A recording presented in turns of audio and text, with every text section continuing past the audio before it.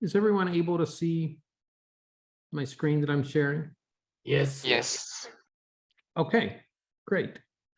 So we're going to start off first of all with introductions, and we'll make these really kind of brief since we've already done that as part of the full group. But Yasmin, do you have anything to add about yourself here? I don't think so. I already introduced myself.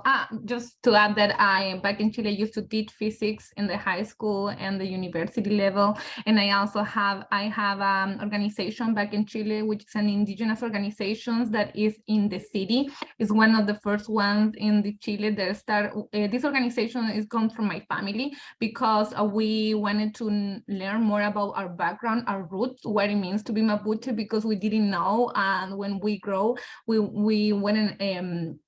didn't experience that. So I am also part of the organization in Chile, which I'm very proud of it.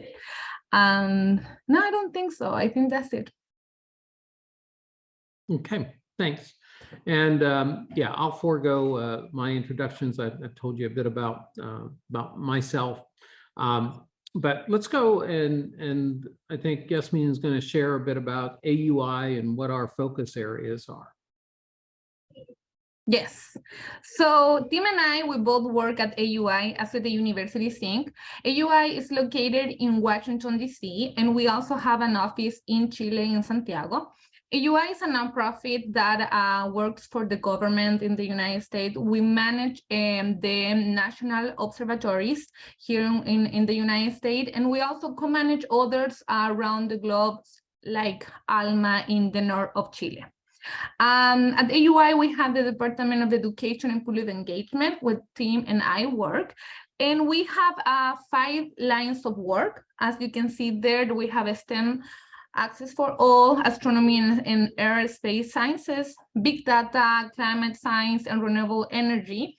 And also we have a space there for special opportunities for those projects, those ideas. They are not in the other lines of work, but they are also related to our mission and vision. Okay, thanks, Yasmin. And so when we talk about collaboration, I like to kind of break this up into a couple different categories, and one we can call, refer to as authentic collaboration, and then there's transactional collaboration. And there are certainly areas where these two things blur, and we can talk about authentic relationship and transactional relationship, because that's ultimately what collaborations are. They are really relationships. And so when we talk about these authentic collaborations, these are ideas that kind of emerge organically within a group of people that already have an existing relationship. So people that have already worked together. As you think about this, you've probably worked on lots of projects, and maybe you've been having out for dinner with a group of people that you're working with, and you're talking about project ideas, and you're actually in a space where you're co-creating the idea, and it emerges out of your existing relationship and what you know about each other.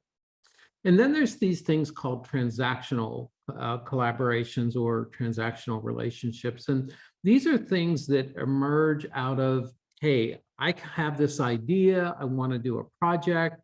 Who should be on my team? Well, who do I need to reach out to and talk to?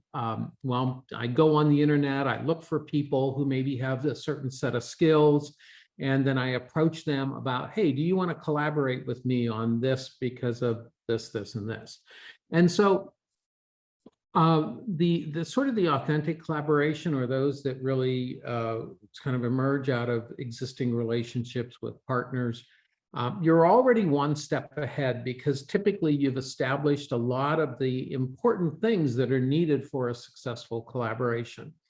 Whereas transactional collaborations, these are things that they're a little bit harder to do. They're not impossible. But they are kind of grounded in, hey, I want something from you, and come join my team because I want something from you. This is very often where we get into some difficulties, in particular astronomy, in working with indigenous communities. We do a survey and we say, well, we want to build an observatory over here. And then we go to the indigenous community and basically we're saying, hey, we want your land, we want to build something here. What do I need to give you? Money, jobs, what is it? And very often it's like, well, that's what you want, but what if the land isn't for sale? What if it's, not something that a community wants to contribute? And so that can sometimes lead to conflict if we don't take our time and really work through to actually build a strong and a robust relationship. Whereas if you've already have a relationship with those communities and you are co-creating, it emerges from an authentic relationship and a point of authenticity. And that just does make it a lot easier. So, but either of these can be successful. And, that's something that's important. So first of all, the most critical factor, and you'll see this threaded throughout all of our discussion here, which is building trust. Without trust, it's very difficult to have a good, robust collaboration because you're always wondering what the other person wants or what the other institution wants, or are they going to complete things on time or not? So building trust does take time. A key factor in building trust is clear communication and also follow through. So when we commit to doing things, we follow through. And that's especially important for building new relationships. There are some people and some individuals who actually take a longer period of time to do tasks. But if in your mind, I can trust you because I know you're going to deliver on that. Well, then it's easier to overcome some of these other obstacles. And so building trust out within a relationship is really important when we're doing collaboration. And you'll see a lot of things. If we think about our own personal relationships with each other in our lives, whether it's a spouse or a partner or things like that, it's not a lot different. Building a robust collaboration has a lot of those same qualities. So just a couple other things that I want to mention about trust is that you want to develop a process to handle disagreement. I mean, because that's something that's going to happen. But it's a lot easier to disagree over subjects and topics if we have trust that's built between people. And just, the other thing is to keep in mind that trust it's fragile. We're going to make mistakes. You make mistakes, I make mistakes. And within a collaboration, if a mistake is made, admit it, apologize sincerely, learn from it, move on. And I think that's something that's very, very important within collaborative or co-creation efforts. We also, so Yasmin, I think you have vision, correct? Yes, thank you, Tim. So another characteristic for effective collaboration and co-creation is that create a shared vision with your team. When you're working in a project, you're putting together a new proposal, a new idea, you have different individuals that are part of your team. So all of them have different backgrounds, professionally, personally backgrounds, and it is important that all of the leadership members have the same vision about what is the project. For that shared vision, I think there's some activities that you can do when you are planning for your project. For example, you can create the goals and the objectives of the projects that you want to pursue. You bring your team together, and at the beginning, maybe there's going to be many different ideas, but it is important to give the opportunity to each member to talk about what, from your point of view, from your perspective, what will be your goal that you want? What do you want to do with the project or with this initiative? Also, it is important that practice with your team after you have developed the main idea about the project and after you are clear what are the objectives of it. try to practice and say, okay, if you have to present the project and the main goal for in 2 minutes or 1 minute, how you will do it, what will you say about it? And that way you bring the team together to everyone has the same vision about what is the project, what are the goals of it, what is the problem that we have, and how we want to address. And I also think it is important to say that even sometimes because of the different background and the different individuals that are being part of a team, sometimes we have different point of view or ideas. And it is important that even if you see that everyone is agreeing on something, and you maybe don't want to share your point of view because it's different or totally opposite, you have to do it. You have to put your voice there, and you have to let them know what are your ideas, why you think this is different. Because having differences about something is not conflict. Having differences about the topic and the project that you're working, it will enrich your outcome. And can you go next? Thank you. So the next one. Thanks. So something that you can, a resource that you can use in order to bring your team on the same page and having the same shared vision about your project, your idea, is to talk about the United Nations Sustainable Development Goals. Why this can be helpful? Because you can, from this perspective, you can see, okay, we have those goals. Which of these goals is our project targeting? Right, so you will all identify, okay, our project is an education resources in astronomy for a community in need that it has difficult access, they have low income, economic income. So you will say, okay, so we're targeting goal number 4, we're targeting goal number 1, and so on. So you will see that you are targeting those goals. Okay, this is what we want to do, and from here is that we move forward.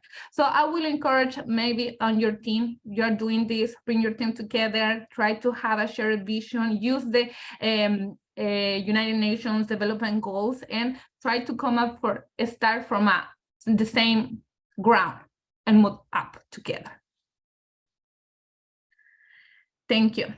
And of course, communications is very important, especially when you work with different people. There also is located in different areas across the globe.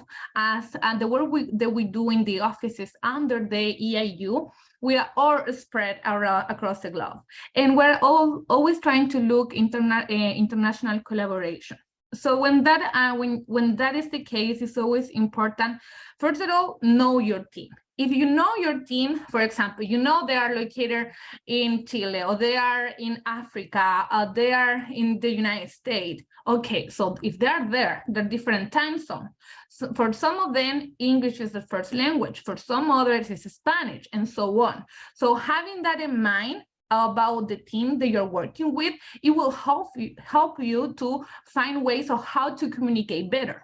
For example, if English is not the first language, but you're speaking in English, you might take in consideration to speak a little bit louder, make better pronunciation, or try to ask after you talk, do you understand? Do you have any questions? Another thing that also can be helpful is that you need to be flexible when it comes to working in teams. You need to be flexible in order the time zones. Make sure that the time for the meeting it can be good for everyone in the team. And last, also, I will say to find tools that can help the communication, and tools that are friendly for the whole team. There are different tools out there that you can find, like all the leadership team needs to be agreed that we're gonna use Google Docs, and okay, then maybe we're gonna use we're gonna use WhatsApp to communicate to our phones when you are developing a project, or any other software that is out there that is friendly and people is agreed to communicate to each other. Next, please. Thank you. And just as a short example, this is a project that was funded by the OED, or their annual call. This is a project that took place in Chile, and it has different it has different organizations from across the globe. So we have the OAD in South Africa. We have someone from the United States working on the project, but the project took place in Chile and not in just one city, in 3 of them. But as you can see on the map, one of them, it was in the north of Chile. The other one was on the south. And then also we had a team that was working in Easter Island. So you have many things happening here in terms of communication that you need to think about it when you build your project. 1, different time zones. 2, different languages as the first language. 3, the different ages. You are working with students, with indigenous students, and so on. So finding the proper way of communication by knowing your team, by finding tools that can be useful in order to communicate resources, and also being open to be flexible, because different time zones, different languages, and different ages and background in your team, your project's not gonna, I don't think it always comes out as you want it, or always everything goes as you plan. So being flexible on that, it will really help you to not stress out and find solutions for the problems if something happens.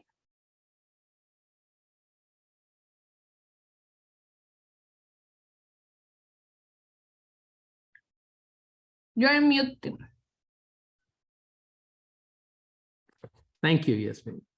Okay, so managing differences. This is obviously something that comes up in collaboration, because in a collaboration, you don't want a bunch of people who think the same way as you. We know that heterogeneous groups actually end up solving problems in better and more creative and more impactful ways. And so when you bring people together who think differently, who come from different backgrounds, you're going to have differences. And that's something just to keep in mind. It's a strength, but it's also a challenge. And so it's important, though, that everybody in the group operates from sort of a fundamental understanding that we value differences. And that those differences are important, because it helps us to think differently. It helps to bring about creative solutions to common problems that we're going to try to solve. It's important as we address differences, to really help the people within the group to understand that their contribution is valuable. You want to avoid, having emotional responses. And as you're addressing the difference, what you want to focus on is, it's a difference of an opinion about maybe what should happen within a project, or the direction that a project should go. And don't focus on the individual as you're trying to resolve this. What you want to do is really focus on the issue or the problem at hand, and agree early on, as a group, come up with a process that you're going to use to resolve differences. Sometimes that could be just a 5. It could be, where you're trying to achieve consensus. Are you going to work toward consensus? Is that how you're going to resolve the differences? Are you going to do a majority vote, etc.? So coming up with a method to resolve differences is something that's important. One of these things, or one of these areas where Yasmin and I have worked, is with this Cosmovisions, and it's an effort to bring together indigenous and non-indigenous knowledge holders, researchers, and educators to share what is shareable, and to find a common ground where we can actually work together and move forward from. Understanding that we have differences, but if we can actually come together through what's called collaboration with integrity, which has been developed by the Indigenous Education Institute and our partners on the project, then we can go ahead and actually work together on things that are shareable, areas of research or education or knowledge building that are areas where we can work together, and understand that sometimes the differences, there are going to be differences where you're not going to be able to have a shared vision, and you're not going to be able to work together, but that's okay. it's important to just seek out the common area where you can collaborate and work together. And that's something that we're doing with the Cosmovisions effort between Indigenous and non-Indigenous persons. So credit and sharing. And it's important to think about this early on. You know, you want to make sure that you have a conversation within your collaboration, within your team to say, look, okay, we're working on this project together. When it comes to sharing maybe text that we have written or a proposal that we've written, how are we going to make the decision as to whether or not to share that? Just because I'm a collaborator on the team doesn't mean that I necessarily have the authority to do whatever I want. When we co-create something, we co-own it. And that is something that is critically important, that co-ownership. And when you co-own something, what it means is that your collaborators have a say in how it might get shared. And then the same thing with credit. How are individuals getting credited for their contribution? It's important to keep in mind, just because we in Western society think, well, okay, I'm going to credit you for this. I'm going to cite you in my references, and I'm going to cite you within the text because you've contributed this bit of text or information. But perhaps in an Indigenous community, that's not the way that credit is shared. And with another culture, that may not be the way, it's an acceptable way. And so you want to have this conversation early on about how do you credit individuals, and at what point, when, and how are co-created products shared with others outside the team.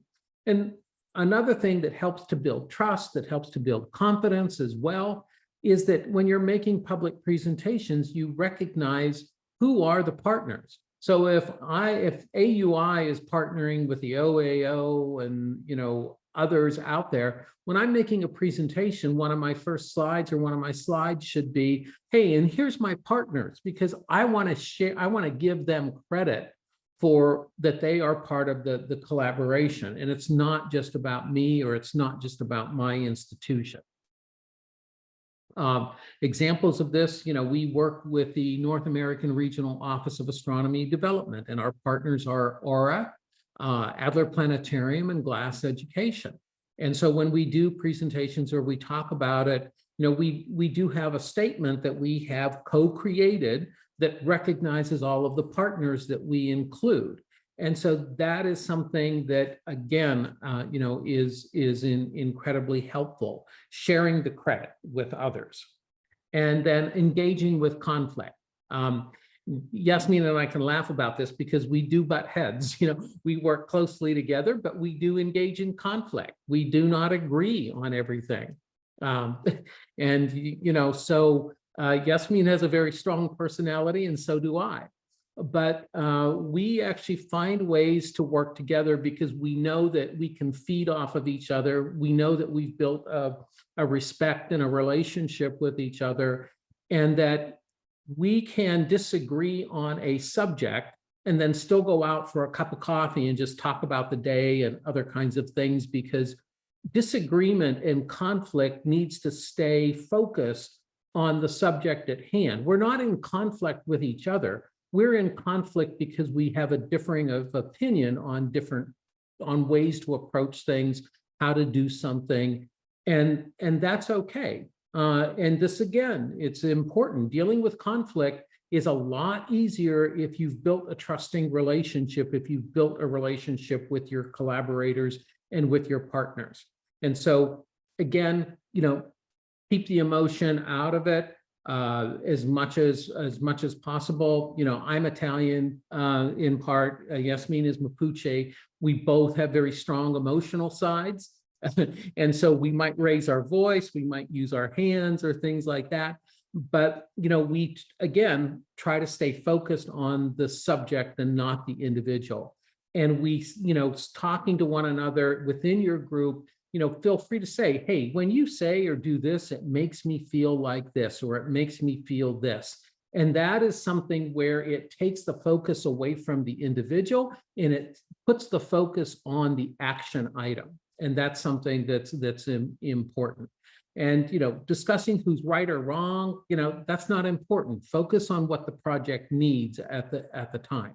And this allows you to solve problems creatively and through negotiation collaboratively. Yasmin? Yes, thank you, Tim, for that.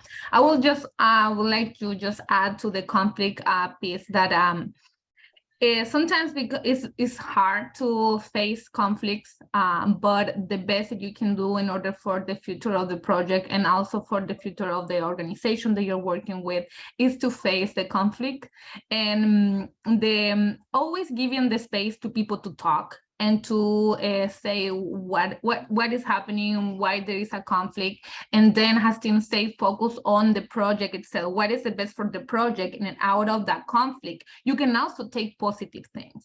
I don't think there is a project that that work with different people from different backgrounds that has had any conflict. I think sometimes conflict can help you to grow. I will say that for me internally, as a being from another country, English is not my first language, sometimes I'm very direct and I don't go around with more nicey words, but I'm learning as I am here, I'm learning more to be more polite, because for me, I am more direct. So this is what we need to do, and we need to do it now. But I'm learning. I'm in a process that even that I have a background of projects and history. I'm always learning, and sometimes I might do something wrong. But in the beginning, sometimes it's hard to realize that you're doing something wrong. But as you grow and you keep working, we all make mistakes, and when there is a mistake that takes place, you need to acknowledge the mistake. Like, okay, come on, everyone does mistakes. And when you acknowledge from your side and you have your other team members seeing that also empowers them to be when that something happened on their end, they're gonna say, yeah, that was my fault. I just missed that and missed the email. And so what we can do to move forward and solve that problem. So yes. Okay, and now talking about strengthening collaborations.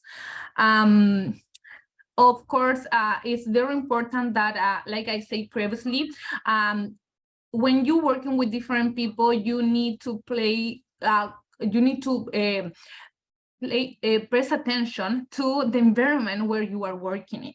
You need to make sure that you secure a space that is a safe space to come with your team and work with them, where people can say and they can give their opinions, and they can feel that others would listen to them, that their voice is going to be heard, and their opinion is important. So you need to organize your team and your work flow in a way that you have a welcome environment for everyone, and also including that the space that you have, there is a space that it has, is quiet, and it gives the environment to people to come and share and work together. In working with this different group of individuals, also you need to recognize that people is better doing something than how can I say that? Some people is better doing one thing than other. No one, I think, is good to doing everything. So once you realize who's good doing what, then you see the different things that everyone brings to the table. And when you put all those different pieces together, you have a full puzzle that you have put together. Bring the positive from each individual. And when there's negative things happening, because some individual maybe, like in my case, I'm not very good on writing proposals, and it's part of my job. But what I do, I try to do the best that I can, and then I go to my team and I ask for help and support. I ask for, can you help me to see what else is needed here, or how can I improve my work? So my team recognize my strengths, but also they see that I'm good for some things, but not good for others. And for the ones that I'm not good at, they support me on that end. And the same in the opposite, right? I see others that I can support as well for their give them help. And And last, on the previous one, I'm sorry, the last thing that I want to say that it's important to, when you're working with your team, and it's important to create situations where you can share with your team in more informal ways. Like one day you can say, okay, we're gonna all come together for a lunch, and you bring your lunch and you can bring something to share with others, and you create that dynamic and that relationship that is sometimes when you are working more informal environments, you don't have it. And if you are working for a long time with a group of people, it's important to come together and try to get to see your partners and your team from a different perspective, because that helps to build the trust, as Tim was talking before, and engage in more meaningful ways. And last, here with the co-creation concept, this is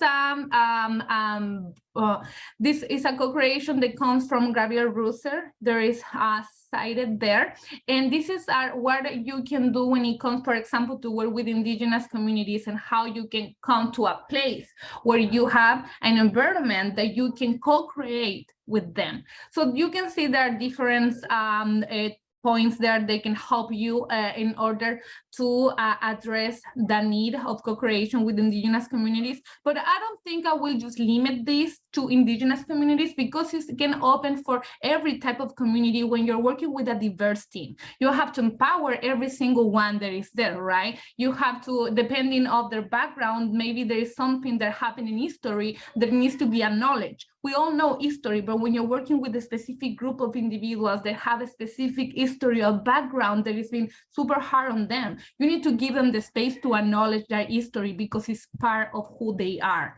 And be aware of the context where you're working, right? You have to give the privilege to those who are being more underserved when it comes to education, when it comes to with so many economics, etc. And you have to give allow to give the space to each of them to talk.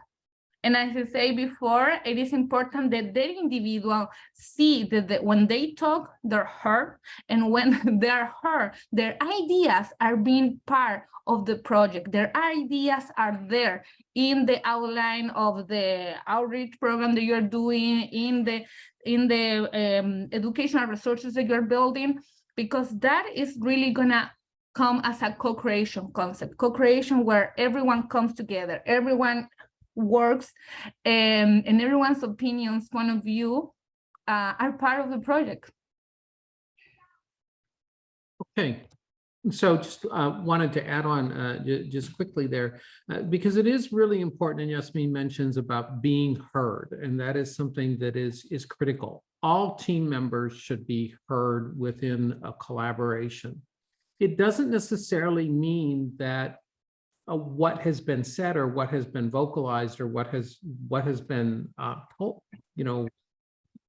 expressed by an individual has to be listened to, or that's the direction you have to go. No, I mean, but when we hear each other, it means we listen, we ask questions, we talk through it, and then as a collective, we make a decision as to whether or not that is a direction to go.